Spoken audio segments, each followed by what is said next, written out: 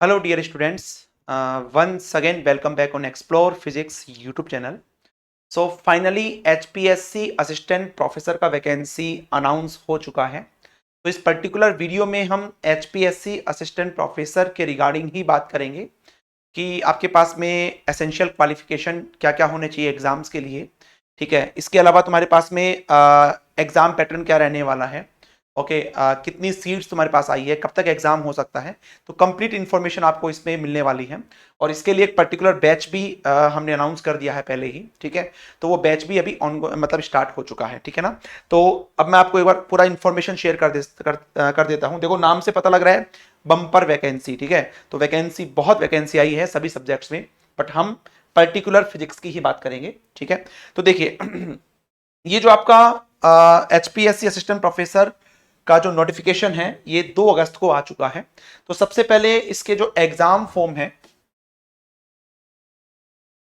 Exam form आपके 7 अगस्त से start हो जाएंगे और लगभग 27 अगस्त तक तुम्हारे पास चलेंगे।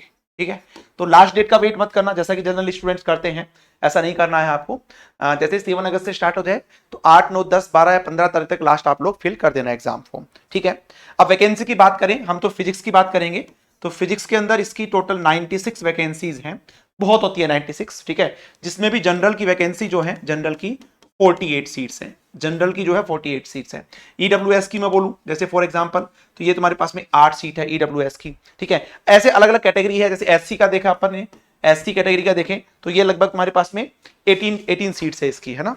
एससी का 18 सीट्स है। तो ऐसे अलग अलग कैटेगरी वाइज इसको डिवाइड किया गया है। ठीक है, मैं नोटिफिकेशन ऑलरेडी टेलीग्राम ग्रुप में शेयर कर चुका हूं, व्हाट्सएप ग्रुप में भी शेयर कर चुका हूं, तो वहां से भी आप लोग देख सकते हैं। ठीक है, तो ये वैकेंसी है, तो वैकेंसीज कम नहीं है, बहुत वैकेंसी होती है ये। ठीक है, तो अब एक क्वेश्चन यहाँ पे मैं स्टूडेंट्स का ये होता है कि अदर स्टेट के स्टूडेंट्स क्या ये एग्जाम दे सकते हैं? बिल्कुल दे सकते हैं। ठीक है, अदर स्टेट के स्टूडेंट्स जो एग्जाम देंगे, चाहे वो किसी भी कैटेगरी में आते हो, वो जनरल में ही काउंट होंगे। ठीक है, तो आपका जो सीट माना जाएगा वो 48 ही माना जाएगा। ठीक है, आप जनरल के अंदर ही काउंट होंगे। ठीक है, चलिए अच्छा एक चीज और, अच्छा इसमें अपन इसका एसेंशियल क्वालिफिकेशन अपन देखें, एसेंशियल क्वालिफिकेशन। तो इसका एसेंशियल क्वालिफिकेशन जो है वो आपके पास में एमएससी होना चाहिए आपका, और मिनिमम इसमें 55% होना चाहिए, और प्लस में CSIR नेट होना चाहिए, या फिर एमएससी प्लस आपका पीएचडी होना चाहिए। क्लियर है? अब ये जो भी डिग्री मैं आपको बता रहा हूं, ये सभी जो है बिफोर 27 अगस्त, मतलब 27 अगस्त क्लोजिंग डेट है, उससे पहले आपके पास में एमएससी का डिग्री होना चाहिए विद 55 और अबव 55%, नेट का डिग्री होना आपके पास में होना चाहिए, सर्टिफिकेट होना चाहिए, या पीएचडी का डिग्री आपके पास में होना चाहिए। ठीक है, पीएचडी में भी कुछ कम्स एंड कंडीशंस है। जैसे जनरली 2 पेपर आपके पेपर होने चाहिए, जिसमें से कम एक पेपर जो है आपका इंटरनेशनल जर्नल में होना चाहिए, या जिसका पीएचडी जिसने फॉरेन से किया है तो उसका यूनिवर्सिटी टॉप 500 यूनिवर्सिटीज के अंदर आना चाहिए। तो वो सब नोटिफिकेशन में लिखा हुआ है, वहां मैं शेयर कर चुका हूं, वहां से आप लोग देख सकते हैं। ठीक है, तो ये इसका एसेंशियल क्वालिफिकेशन है, और बिफोर 27 अगस्त, तो इसका मतलब यह हुआ CSIR नेट जून 2024 का भी एग्जाम जो हुआ है, अगर उसका रिजल्ट 27 अगस्त से पहले आ जाता है तो आप इसके लिए एलिजिबल हैं, अदरवाइज एलिजिबल नहीं है। ठीक है, तो ये ध्यान रखना, इसका एसेंशियल क्वालिफिकेशन ये है। ठीक है, अब अपन देखते हैं इसके एग्जाम पैटर्न के बारे में। ठीक है, जो कि मोस्ट इंपॉर्टेंट है, एग्जाम पैटर्न, एग्जाम पैटर्न। ठीक है, तो इसका एग्जाम पैटर्न की बात करें तो जैसे RAS IAS के होते हैं, कुछ इस तरह का इसका एग्जाम पैटर्न बनाया गया है। ठीक है, मैं सिंपल लैंग्वेज में लिखूं तो पहले प्री होगा, फिर आपका मेंस होगा, और उसके बाद में आपका इंटरव्यू होगा, उसके बाद में आपका इंटरव्यू होगा। ठीक है, या जैसा कि इसमें नोटिफिकेशन में दिया हुआ है, सबसे पहले प्री का मतलब ये हो गया आपका स्क्रीनिंग टेस्ट होगा, आपका स्क्रीनिंग टेस्ट होने वाला है। स्क्रीनिंग टेस्ट जो होगा, ठीक है, वो 100 क्वेश्चंस आपके पास में होंगे, इसके अंदर 100 क्वेश्चंस आपके पास होंगे, 100 मार्क्स का ही आपके पास आएगा, यानी कि एक क्वेश्चन 1 नंबर का होगा। क्लियर है? और इसका जो नेगेटिव मार्किंग है, नेगेटिव मार्किंग वो आपके पास में 1/4 रहने वाली है, दैट मीन्स 0.25, और इसका टाइम जो है आपके पास में वो 2 आवर्स का रहेगा, 2 आवर्स का रहेगा। ठीक है, ये एग्जाम जो है सभी स्टूडेंट ऑल ओवर इंडिया में जितने भी हैं, जो ये मिनिमम क्वालिफिकेशन को मिनिमम क्वालिफिकेशन रखते हैं, ठीक है, जो है इसका एसेंशियल क्वालिफिकेशन, तो वो सभी एग्जाम स्टूडेंट दे सकते हैं, ठीक है।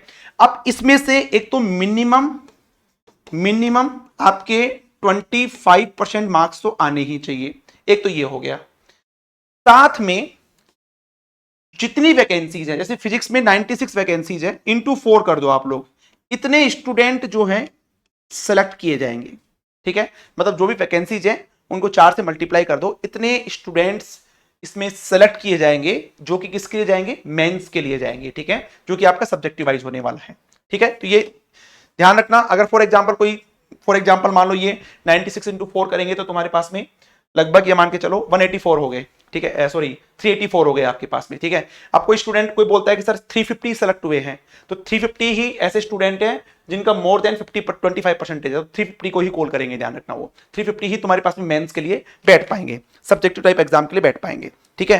तो ये आपके पास में है। अच्छा, एक चीज और मैं आपको बता दूं एक चीज और बता दूं आपको कि इसके जो मार्क्स होंगे ना, मार्क्स इसके जो भी मार्क्स आएंगे आपके, वो फाइनल रिजल्ट के अंदर note add in final result के अंदर इसके मार्क्स ऐड नहीं होने वाले, ये ध्यान रखना आप लोग, इसके मार्क्स फाइनल रिजल्ट में ऐड नहीं होने वाले हैं, ठीक है। एक चीज ये। अच्छा, इसमें जो ऑप्शंस होंगे वो आपके पास 5 ऑप्शंस होंगे, A B C D E, ऐसे 5 ऑप्शंस आपके पास होंगे। ई वाला जो ऑप्शन होगा वो ऑप्शन ऐसा होगा, अगर आप क्वेश्चन को अटेम्प्ट नहीं कर रहे हैं तो यहां पे आपको ई वाले पे टिक करना होगा, ठीक है। आपको जितने भी क्वेश्चंस कर रहे हो, अगर आप क्वेश्चंस अटेम्प्ट नहीं कर रहे हैं तो आपको ई वाले पे टिक करना होगा। अगर आप ऐसा करते हैं, फॉर एग्जांपल 10% क्वेश्चन आपके ऐसे होते हैं जो कि आप नोट अटेम्प्ट वाले पे टिक करते हैं, तो आपका एग्जाम कैंसिल आउट माना जाएगा। भले ही आप चाहे पास आउट कर जाओ इस एग्जाम को, लेकिन आपका एग्जाम कैंसिल हो जाएगा। समझ में आ गया? अभी 5 ऑप्शन देने लग गए जनरली मैक्सिमम स्टेट्स के अंदर, जिसमें अगर आप क्वेश्चन को अटेम्प्ट नहीं कर रहे हैं नेगेटिव मार्किंग से बचने के लिए, तो आपको नोट अटेम्प्ट पे क्लिक करना पड़ेगा, ठीक है। अगर आप मोर देन जैसे 100 क्वेश्चंस हैं, तो आपने फॉर एग्जांपल 10 क्वेश्चन या 11 क्वेश्चन को ऐसे टिक नहीं किया, आपने अटेम्प्ट भी नहीं किया और उनको टिक भी नहीं किया आपने, तो आपका एग्जाम कैंसिल मान लिया जाएगा, ठीक है ना। तो ये आपके पास में प्री का बात हो गया, जिसको अपन एक तरह से स्क्रीनिंग टेस्ट बोल सकते हैं। इसके नंबर ऐड नहीं होंगे, ये जस्ट स्क्रीनिंग टेस्ट है, जस्ट आप एग्जाम क्वालिफाई करके मेंस में बैठ सकते हैं। और 4 जितनी भी सीट्स हैं, वैकेंसीज हैं, उनको 4 से मल्टीप्लाई कर लो, इतने स्टूडेंट्स को वो सिलेक्ट करते हैं, ठीक है। उसके बाद आपका होगा मेंस एग्जाम, जो कि आपका रहने वाला है सब्जेक्टिव टाइप। अच्छा, एक चीज और, जो प्री आपका एग्जाम है स्क्रीनिंग वाला, ये मान के चलो अभी इसका वैसे आया नहीं है सिलेबस वगैरह, लेकिन ये मान के चलो वो सब्जेक्टिव टाइप ही होगा, ठीक है ना। वो सब्जेक्टिव टाइप ही आपके पास होना चाहिए, बाकी 1-2 दिन में उसका कंफर्म पता लग जाएगा, ठीक है। अब आता है तुम्हारा मेंस वाला, ठीक है।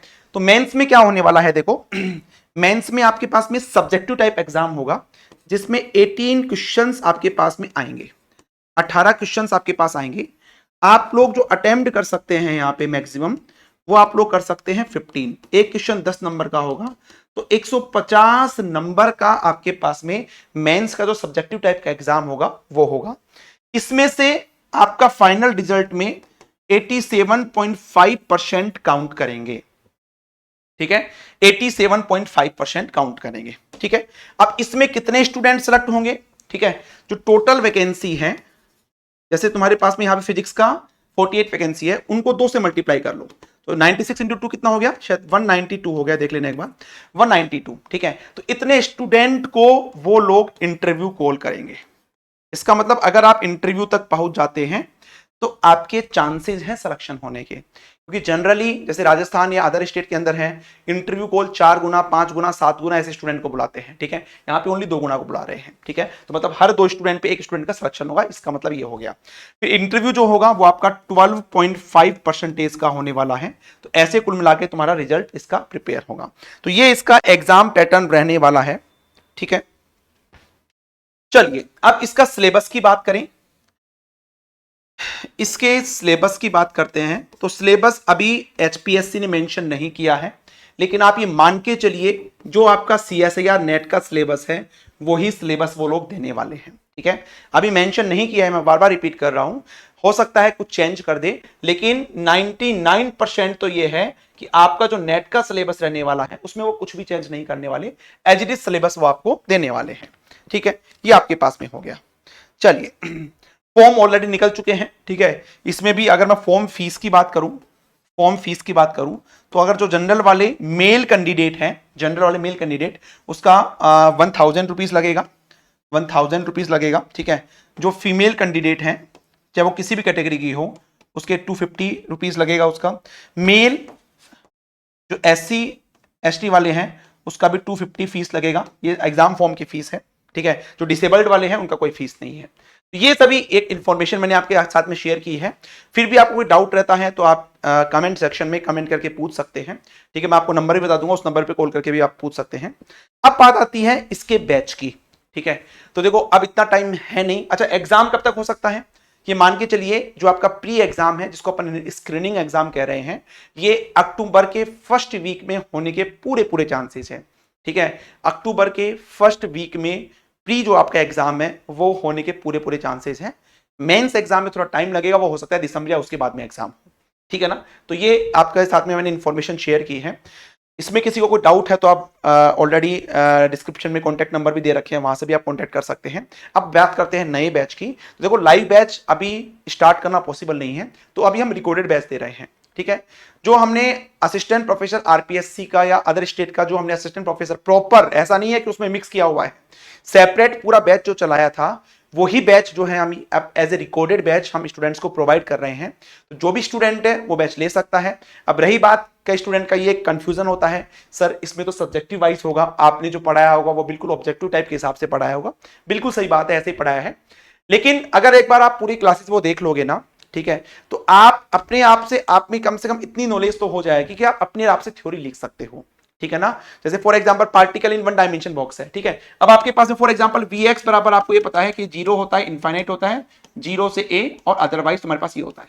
अब क्या इसके बारे में नहीं लिख सकते आप लोग कि potential particle of mass m which is moving in the potential 0 if 0 x का वैल्यू 0 to A हो एंड इनफाइनाइट अदरवाइज, ठीक है। देन अब वेव फंक्शन के बारे में लिख सकते हो आप लोग। वेव फंक्शन मैंने वहां पे वेरिफिकेशन भी करवा रखा है, कुछ टॉपिक तो मैंने वेरीफाई करवा रखे हैं आपको, ठीक है, जो कि आपके पूरे HPSC में ऐसे कैसे आ सकते हैं। 18 में से कम 5-6 तो तुम्हारे न्यूमेरिकल्स ही रहने वाले हैं, तो न्यूमेरिकल्स तो ऑलरेडी सारे उसमें कवर हो जाएंगे आपके, ठीक है। तो ये वाला कोर्स जो है आपको बहुत हेल्पफुल रहेगा। उसमें हमने BSc पूरा, MSc पूरा, नेट का पूरा करवा रखा है, और बहुत कुछ पार्ट 11-12 का भी करवा रखा है। तो HPSC के लिए तो स्पेशली बहुत सही रहेगा। बाकी जो अदर स्टेट के भी जो एग्जाम्स है, इतना सफिशिएंट मटेरियल उसमें करवा रखा है, आप आराम से एग्जाम क्वालिफाई कर सकते हैं, ठीक है। तो ये बैच का इंफॉर्मेशन है, ठीक है। ये मैं साफ साफ कह देता हूं आपको, ये रिकॉर्डेड बैच रहने वाला है, ठीक है। इसमें कोई भी स्टेट हो, चाहे RPSC हो, चाहे MPPSC हो, चाहे UKPSC हो, चाहे SPSC हो, सभी इसके स्टेट के जो असिस्टेंट प्रोफेसर का एग्जाम कवर होंगे, ठीक है। फीस हमने इसका मिनिमम रखा है 10,000 इसका फीस रहने वाला है, और वैलिडिटी जो है आपका इसका 6 मंथ इसका वैलिडिटी रहने वाला है, ठीक है। तो ये कंप्लीट इंफॉर्मेशन मैंने आपके साथ शेयर की है। आई होप आपको सब कुछ चीजें क्लियर हो गई होगी। तैयारी में लग जाइएगा, गवर्नमेंट जॉब का सवाल है, ठीक है। बार बार इतनी वैकेंसीज नहीं आती हैं, 96 वैकेंसीज बहुत होती हैं। चाहे वो HPSC हरियाणा के हो, चाहे वो अदर स्टेट के स्टूडेंट्स हो, प्रिपरेशन में लग जाइएगा। नेक्स्ट 6-7 महीने अच्छे से लग जाइएगा। अगर आप कहीं जॉब कर रहे हैं और अगर फाइनेंशियली इशू नहीं है, छोड़ सकते हैं नेक्स्ट 2-3-4 महीने के लिए, तो एक बार चाहे उसको छोड़ के तैयारी करनी पड़े, लेकिन तैयारी में लग जाओ। खासकर ऐसे स्टूडेंट को जिनको गवर्नमेंट जॉब लगना है, गवर्नमेंट जॉब कैसे भी करके उनको मिलना चाहिए, तो उसके लिए आप लोग लग जाओ, ठीक है। इससे अच्छा मौका, ये मौके बार बार नहीं आते हैं ना, इससे अच्छा मौका आपको आगे नहीं मिलेगा, ये मान के चलो आप लोग, ठीक है। तो आज के लेक्चर में इतना ही है। कॉन्टैक्ट नंबर ऑलरेडी मैंने यहां पे मेंशन कर रखे हैं। आपको कोई भी डाउट है कोर्स के रिगार्डिंग, कोई कुछ पूछना है, तो आप इस नंबर पे कॉन्टैक्ट कर सकते हैं, ठीक है। फ्यूचर में प्री के बाद में अगर हमारे पास टाइम रहता है तो इसी कोर्स के अंदर आपको मेंस के लिए भी कुछ मटेरियल प्रोवाइड कर दिया जाएगा, ठीक है। जैसे फॉर एग्जांपल हम MSc का क्लास लेते हैं प्रीवियस का, तो उसमें सब्जेक्टिव वाइज होता है, तो उसमें जो मोस्ट टॉपिक जो है वो आपको इस वाले बैच में ऐड कर दिए जाएंगे, उसके अलग से कोई फीस नहीं है, ठीक है ना। तो उससे आपका मेंस का भी प्रिपरेशन हो जाएगा, ठीक है। MSc का जो प्रीवियस फाइनल का जो भी मोस्ट टॉपिक्स होंगे वो हम इस वाले बैच के अंदर ही आपका ऐड कर देंगे, और एक बार सिलेबस जब आएगा तो आपको थोड़ा सा हमें और आइडिया लग जाएगा किस टाइप के क्वेश्चंस आपके इसमें आ सकते हैं।